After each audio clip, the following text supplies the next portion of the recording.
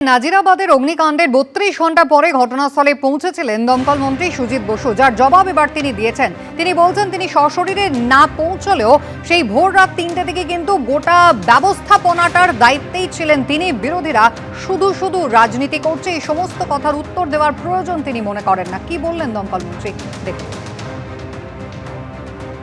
৩২ ঘন্টা পরের ব্যাপারটা না, আমি কিন্তু ঘটনার প্রথম থেকেই সারাক্ষণ ঘর থেকে বসে সমস্তটাই কন্ট্রোল করেছে।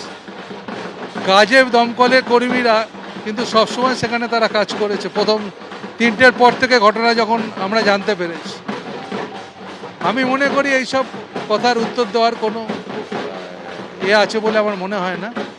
কেন দেখুন, একটা প্রাইভেট জায়গার মধ্যে তার ভেতরে কত মানুষ সেখানে শুয়ে আছে কিংবা লোক রয়েছে সেটা তো আমাদের জানার কথা না। একটা সেখানে গোডাউন ছিল, কিন্তু আমাদের রেস্কিউ ব্যাপারে আমাদের লোকেরা যথেষ্ট তৎপরতার সাথে কাজ করে। আর যারা বলছে, আমি এসব কথা কিছুদিন আগে তো গোয়াতেও একটা নাইট ক্লাবে 25 জন মারা গেছে। এসব নিয়ে আমার মনে হয় রাজনীতি করাটা উচিত না। রাজনীতিটা রাজনীতির জায়গায় থাকা ভালো, মৃত্যু নিয়ে রাজনীতিটা কখনোই সমীচীন না। আমি এবং আমাদের সরকারও খুব সফট, এতগুলো মানুষ চলে গেছে। আজকে রাজধানীতে যাচ্ছেন মমতা বন্দ্যোপাধ্যায়। আগামীকাল নির্বাচন সদনে মুখ্য নির্বাচন কমিশনারের সঙ্গে তার বৈঠক রয়েছে। তার আগে ফের জ্ঞানেশ কুমারকে চিঠি লিখলেন মুখ্যমন্ত্রী, আর এই নিয়ে ষষ্ঠবার মুখ্য নির্বাচন কমিশনারকে চিঠি দিলেন তিনি। সিইও অফিসে বসেই ইসিআই পোর্টালের দখল নিচ্ছেন মাইক্রো অবজারভাররা। পিছনের দরজা দিয়ে নাম বাদের চেষ্টা চলছে। এসআইআর নিয়ে একের পর এক অভিযোগ মমতা বন্দ্যোপাধ্যায়।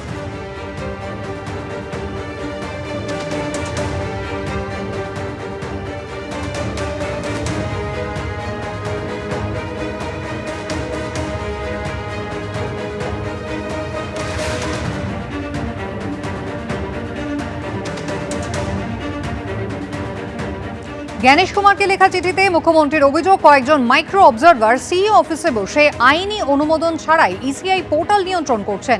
এসআইআর প্রক্রিয়াকে প্রভাবিত করতে অসৎ উদ্দেশ্যে কাজ করছেন তারা। এমনকি মাইক্রো অবজারভারদের বিরুদ্ধে তথ্যের গরমিল করার মতো অভিযোগও করেছেন মমতা বন্দ্যোপাধ্যায়। তার আরও অভিযোগ, এভাবে বড় সংখ্যক ভোটারের নাম পিছনের দরজা দিয়ে বাদ দেওয়ার চেষ্টা চলছে।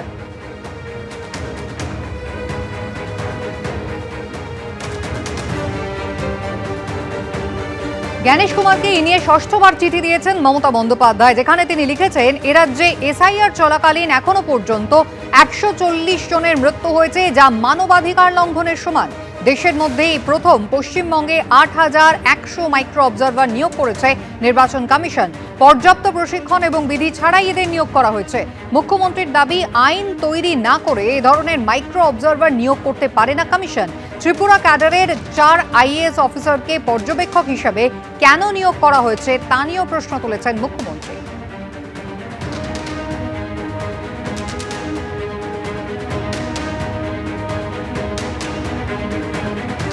আর এ নিয়ে রাজনৈতিক মহলের কি প্রতিক্রিয়া দেখুন। যারা এসআইআর করে মানুষকে ভীত সন্ত্রস্ত ভয় দেখাতে চেয়েছিল, তারা আজকে বুঝতে পারছে যে এসআইআর করতে গিয়ে তাদের পায়ের তলার যেটুকু মাটি ছিল সেটুকু ছড়ে গেছে। বিজেপির যে ভোট শতাংশ ছিল, আগামী দিন দেখবেন কি অবস্থা হয়। মমতাদি, আজকে শনিবার ভর সন্ধে বা বিকেল বেলায় আপনি চিঠি পাঠালেন, সোমবার তো আপনি পৌঁছে যাবেন। ভ্যানিশ কুমার হোক, জ্ঞানেশ কুমার হোক, আপনি কি বলবেন ওখানে গিয়ে কতটা দম হবে আমি বলতে পারবো না, কিন্তু আপনি তো তার কাছে পৌঁছানোর আগে চিঠি পৌঁছবে না, আপনি তাকে পৌঁছবেন। তাহলে আবার চিঠি লেখার দরকার কি ছিল? গিয়ে বলতে পারতেন। আসলে আপনার সবটাই নাটক, আপনার সবটাই নাটক। অন্য কোনো রাজ্যে তো এরকম অনেক ঘটনাই ঘটেনি যা কিনা পশ্চিমবাংলায় হয়েছে। এবং সবচেয়ে বড় কথা হচ্ছে, অন্য কোনো রাজ্যের মুখ্যমন্ত্রী মমতা ব্যানার্জির মতো বলেনও নি এসআইআর শুরু হওয়ার আগে যে আমি বেঁচে থাকতে এসআইআর হবে না। পশ্চিমবাংলায় তো এসআইআর শুরু হয়ে শেষও হয়ে গেল।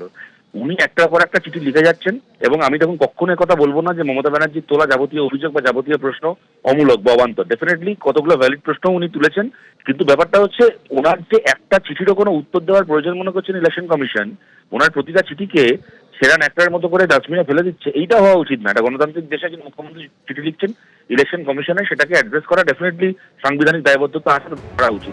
এবিপি আনন্দ এগিয়ে থাকে, এগিয়ে রাখে।